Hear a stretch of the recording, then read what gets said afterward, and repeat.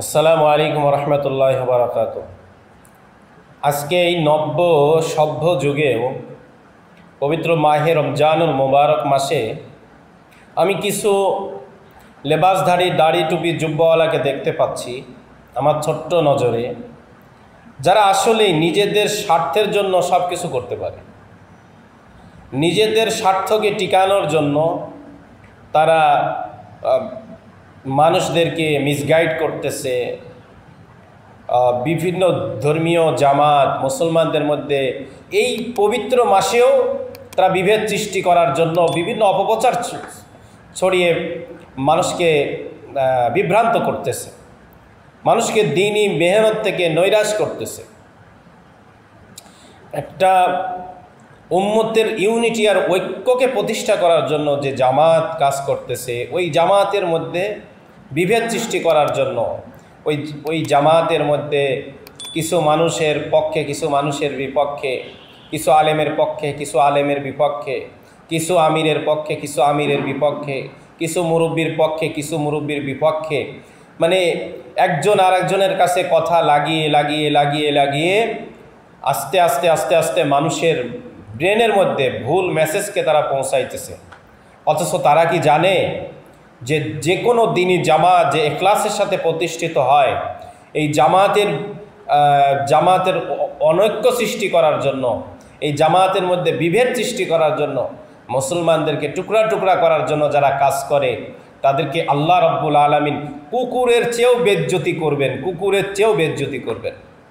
আরে ভাই, দোস্ত, বুজুর্গ, আমাদের সামনে যদি কখনো দেখি যে কোনো ব্যক্তি অথবা কোনো জামাত সম্পর্কে মানে ফাটল সৃষ্টি করা, অনৈক্য সৃষ্টি করার জন্য কোনো কথা আমাদের কাছে আওয়াজ আসতেছে, তাহলে আমাদের উচিত সত্য হলে ওই কথাকে ধামাচাপা দেওয়া, সত্য হলে ওই কথাকে গোপন করা।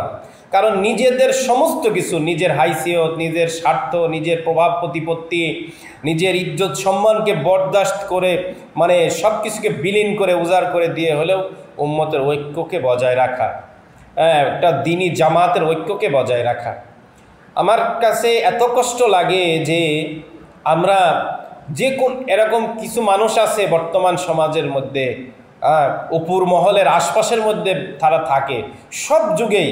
এরা কি ওই ইতিহাসে আব্দুল্লাহ ইবনে উবাই, আব্দুল্লাহ ইবনে সাবাত থেকে শিক্ষা গ্রহণ করে না? এরা কি হাসান সাব্বাত থেকে শিক্ষা গ্রহণ করে না? এরা কি মীর জাফর, মীর সাদিক থেকে শিক্ষা গ্রহণ করে না? কত বড় মুনাফিকি এবং কত বড় দুশ্মন হইলে বলে যুগে যুগে মুসলমানদের জামাতের মধ্যে বিভ্রান্তি সৃষ্টি করতে পারে। এদের কাজই হলো, আপনি যে বসবেন একজনের বিরুদ্ধে অপপ্রচার শুরু করবে, আবার আরেকজনের বিরুদ্ধে অপপ্রচার শুরু করবে। তাহলে মানুষ মনে করবে কি ব্যাপার, এদের মধ্যেই তো মিল নেই, এদের মধ্যেই তো মতপার্থক্য। অথচ আফসোসের কথা যে পবিত্র রমজান মাসে যেখানে শয়তান বাধা আছে, তাহলে এরা এই দিনের লেবাস পোশাক ধরে কত বড় শয়তান, এরা দিনের লেবাস পোশাক পরে এরা কত বড় শয়তান যে আসলে হয়রান হইতে হয়। আমি তো মনে করি যে পৃথিবীতে এমনও বর্তমান মানুষ আছে যে আর তাদের কাছে শয়তান আসার দরকার নেই। আরে নিজের স্বার্থকে দাবানোর নাম হলো ইসলাম, নিজের স্বার্থকে দাবানোর নাম হলো নিজেকে আল্লাহ পাকের কাছে কবুল হিসাবে তুলে ধরা, মকবুল হিসাবে তুলে ধরা, নিজে যেটা বুঝি নিজের রায়ের উপরে চলা। এ তো সুন্নতের দুশ্মন, এটা তো দ্বীনের দুশ্মন। বলে যে ব্যক্তি উম্মতের মধ্যে জোড়া লাগায় সে জান্নাতে যাবে। আর নেগেটিভটা কি ভাই?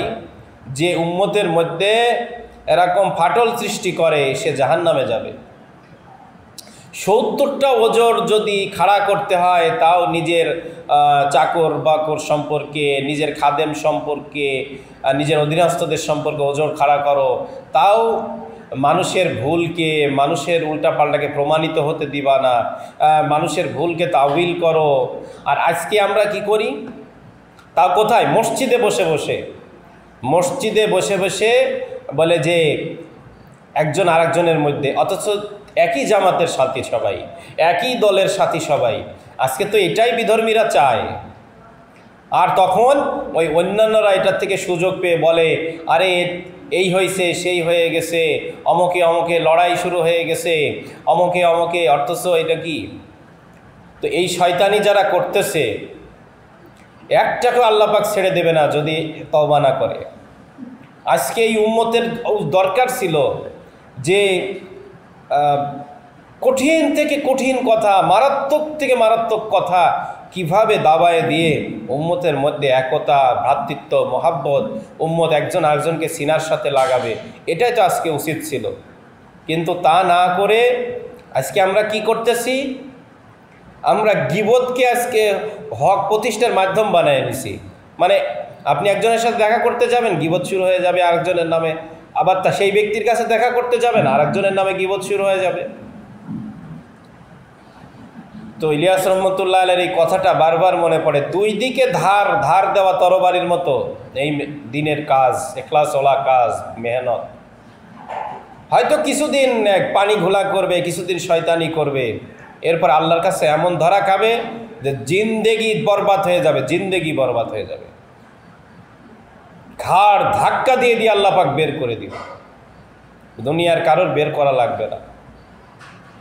আমাদের তো এই বরকতপূর্ণ মাস থেকে উচিত ছিল যেই মাসের মধ্যে শয়তান বেঁধে দেওয়া। তাহলে আমি যদি শয়তান বাঁধার পরে এত পরিমাণ শয়তানি করি, তাহলে শয়তান ছেড়ে দিলে আমি কি করব?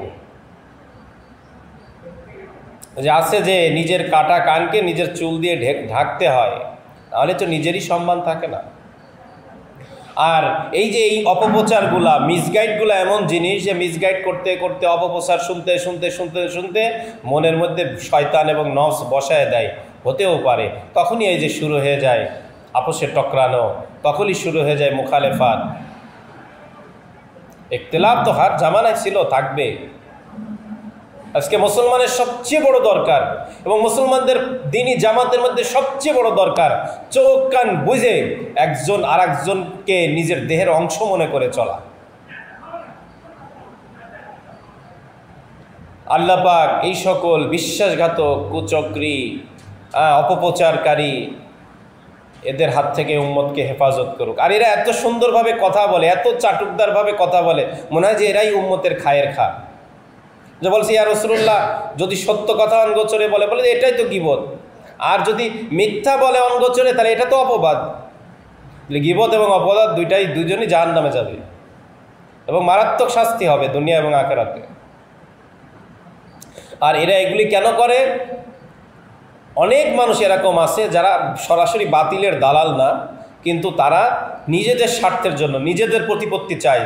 আমরা সব কিছু করব, আমরা যে বুদ্ধি পরামর্শ দেব ওইভাবে বড়রা চলবে, এই করবে সেই করবে, আমাদের আমিরকে আমরা যা বলবো সেভাবে সে চলবে, আমরা গাইড দেব, আমরা তার আশপাশে থাকবো, অন্য কেউ যাতে কাছে আসতে না পারে, অন্য কেউ আগে বাড়তে না পারে।